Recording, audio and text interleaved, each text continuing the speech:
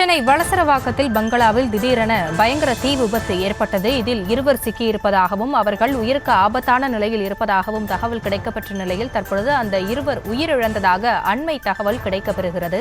அது குறித்தான அண்மை செய்தியை பார்த்து வருகிறோம். சென்னை வளசரவாக்கம் பகுதியில் ஏற்பட்ட தீ விபத்தில் சிக்கிய இருவர் உயிரிழந்தனர் என்ற செய்தி கிடைத்திருக்கிறது. விவரங்களோடு இணைந்திருக்கிறார் செய்தியாளர் ஜெய்ஹரிஷ். விவரங்களை வழங்கலாம். வணக்கம். சென்னை வளசரவாக்கம் பகுதியில தீ விபத்தானது ஏற்பட்டுள்ளது. பங்களாவில் ஏற்பட்ட தீ விபத்தில் குடும்பத்தினர் சிக்கியுள்ளனர். 4 பேர் சிக்கியதில் முதிய தம்பதியான இருவரும் பலத்த காயங்கள் ஏற்பட்டு தீயில் உடல் கருகி பலியான சம்பவம் சோகத்தை ஏற்படுத்தியுள்ளது. குறிப்பாக ஸ்ரீராம் ஆடிட்டர் ஆக இருந்து வருகிறார். இவர் வீட்டில் இன்று வெளியே சென்றுள்ள நிலையில வீட்டில் அவரது மகன் மற்றும் பணியாள் சரஸ்வதி மற்றும் அவரது வீட்டு முதிய தம்பதியான தங்கம் மற்றும் நடராஜன் ஆகியோர் இருந்துள்ளனர். இந்த நிலையில அவர் வீட்டில் திடீரென தீப்பற்றி எரிந்துள்ளது.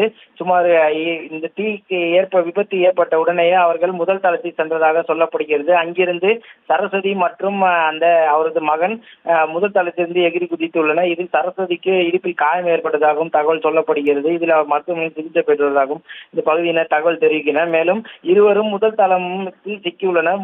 தரைத்தளம் முழுவதுமாக தீயில் இருந்து சேதமான நிலையில பால் சீலிங் வீடு முழுவதும் போடப்பட்டிருந்த காரணத்தினால மேலும் தீ முற்றிலுமாக முதல் தளம் மற்றும் 2வது தளத்திலும் பரவியுள்ளது. இதில் சிக்கிக் கொண்ட தம்பதியினர் முழுவதுமாக உடல் கருகி மற்றும் மூச்சு திறனானது ஏற்பட்டுள்ளது. இதன் காரணமாக அவர் உயிர்ந்ததாக முதற்கட்டமாக தகவல் சொல்லப்படுகிறது. இதில் அவர்கள் உடலை நீண்ட போராட்டத்திற்கு பிறகு முற்றிலுமாக தீயணைப்பு வீரர்கள் அந்த முதல் தளத்திற்கு ஏணி மூலமாக உள்ளே சென்று பின்னர் அவர் உடல் எங்கே உள்ளது என அவரை உயிருடன் உள்ளார்களா என சோதனை செய்தனர். இதில் முதல் கட்டமாக அவரது நடராஜன் முதியவர் அவரின் உடலை எடுத்து வந்தனர். பின்னர் மேலும் அந்த